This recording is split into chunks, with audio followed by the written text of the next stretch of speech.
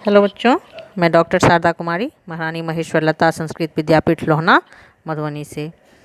बच्चों, आज हम उपशास्त्री द्वितीय खंड के लिए जो टॉपिक है विजयनगर की स्थापत्य कला, उसके बारे में चर्चा करेंगे। विजयनगर से संबंधित बहुत सारी बातों पे हम चर्चा कर चुके हैं।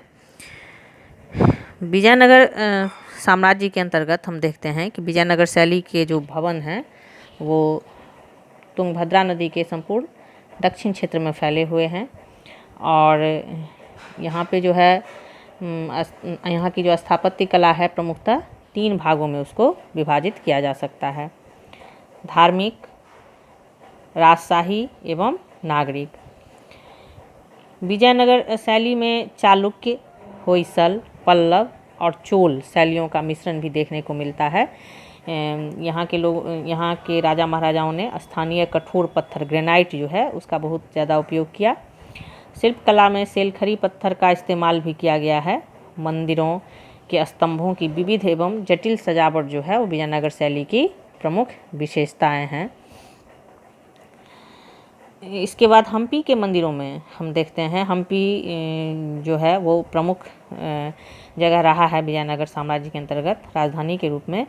हम्पी के मंदिरों में कुछ स्तंभों पर मूर्तियां उत्कीर्ण है। इन मूर्तियों में पिछले पैरों के बल खड़े हुए कुछ घोड़े दिखाए गए हैं। कहीं कहीं कुछ उपद्रवी जानवर भी बनाए गए हैं। स्तंभों के दूसरी ओर हिंदुओं की पौराणिक कथाओं के चित्र बने हुए हैं।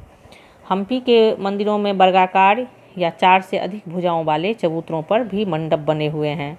मंडपों की छतों के किनारे पर सजावट की गई है। सामान्यतः यह मंडप 4 या 5 फुट ऊंचे हैं। विजयनगर साम्राज्य के अधीन जो कुछ मंदिर उस समय बनाए गए थे वो महत्वपूर्ण है, जिसमें पहला है विट्ठल मंदिर। इसके 3 भाग हैं विट्ठल मंदिर के। यह जो है सो एक विष्णु मंदिर है। इसका निर्माण कारीदेव राय द्वितीय के काल में प्रारंभ हुआ और कृष्णदेव राय व अच्युत राय के काल तक चलता रहा। यह मंदिर जो है 500 फुट लंबे व 310 फुट चौड़ी एक चार दीवारी से घिरी हुई है।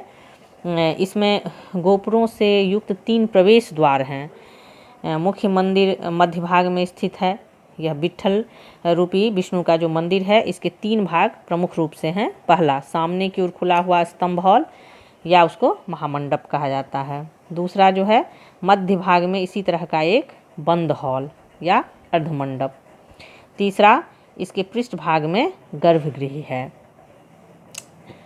डोमिंगस पाइस जो पुर्तगाली था और विजयनगर साम्राज्य की यात्रा पे आया था, उसने इस मंदिर का वर्णन इस प्रकार किया है कि मंदिर की बाहरी दीवारों पर नीचे से लेकर छत तक तांबे के पत्र चढ़े हुए हैं। छत के ऊपर बड़े बड़े जानवरों की मूर्तियाँ बनी हुई है। जब मंदिर के अंदर प्रवेश करते हैं तो उसके अंदर स्तंभों पर तेल से जलने वाले दिए रखे दिखते हैं। ये दिए 2500 से 3000 तक के हैं जो रात्रि को जलाए जाते हैं। मंदिर के बाहर एक आंगन में सूर्य देवता के लिए ग्रेनाइट पत्थर से निर्मित रथ बने हैं। इन पत्थर के रथों के पहिए आज भी घुमाए जा सकते हैं। ये डोमिंगस पेस ने इसका वर्णन किया है। दूसरा मंदिर जो है विरूपाक्ष मंदिर। विरूपाक्ष मंदिर अभिलेखों से पता चलता है कि विरूपाक्ष मंदिर का निर्माण 9वीं या 10वीं शताब्दी में किया गया था। विजयनगर साम्राज्य की स्थापना के बाद उसे बड़ा करवाया गया। मुख्य मंदिर के सामने जो मंडप बना है उसका निर्माण कृष्णदेव राय ने अपने राज्यारोहण के उपलक्ष्य में करवाया था। पूर्वी गोपुरम प्रवेश द्वार भी उसी ने बनवाया था। यह मंदिर नगर के केंद्र में स्थित है। मंदिर की दीवारों पर शिकार करने, नाच व युद्धों की जीत के जश्न मनाने के सुंदर सुंदर दृश्य जो है वो बनाए गए हैं।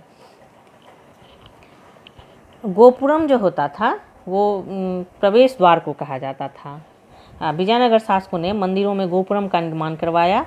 ये अत्यधिक विशाल एवं ऊंचे होते थे।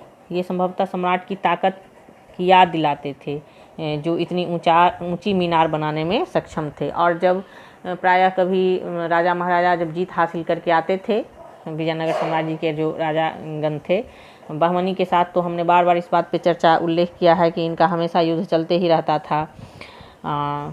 उड़ीसा के गजपति के साथ भी तो जीत हासिल करने के पश्चात इन लोगों के द्वारा गोपुरम का निर्माण होता था, जो इनकी ताकत का जो है वो एक तरह से प्रमाण होता था। इसके अलावा भी हम देखते हैं जो राजभवन, जो राजा का महल होता था, वो विजयनगर साम्राज्य के अंतर्गत भी हम राजा का जो महल है, हम्पी की स्थापत्य कला का वो बेजोड़ नमूना है। इसमें एक राजा का दरबार हॉल और दूसरा सिंहासन मंच प्रमुख है। सिंहासन मंच को विजय भवन के नाम से भी जाना जाता है। यह कृष्णदेव राय द्वारा उड़ीसा विजय के उपलक्ष्य में बनवाया गया था। डोमिंगस पेस का कहना है कि राजघराने की सेवा के लिए 1,20,000 सेवक थे। इस राजभवन में महारानी जो है उनका स्नान घर भी निर्मित था। राज सिंहासन मंच एक के ऊपर एक क्रमशः 3 घटते हुए चबूतरों के रूप में था। राजभवन की दीवारों पर फूल, पत्ती व मनुष्यों की सुंदर आकृतियां निर्मित की गई थी। तो इस तरह से हम देखते हैं कि जो विजयनगर साम्राज्य के अंतर्गत जो स्थापत्य कला है, मंदिर के रूप में या राजभवन के रूप में या गोपुरम के रूप में, वो जो है सो काफ़ी समृद्ध स्थापत्य कला रहा है। और उसकी प्रशंसा जो है वो उस समय के जो तत्कालीन यात्रीगण आए पुर्तगाल से, उन लोगों ने मुक्त कंठ से किया है। आज के लिए इतना ही, धन्यवाद।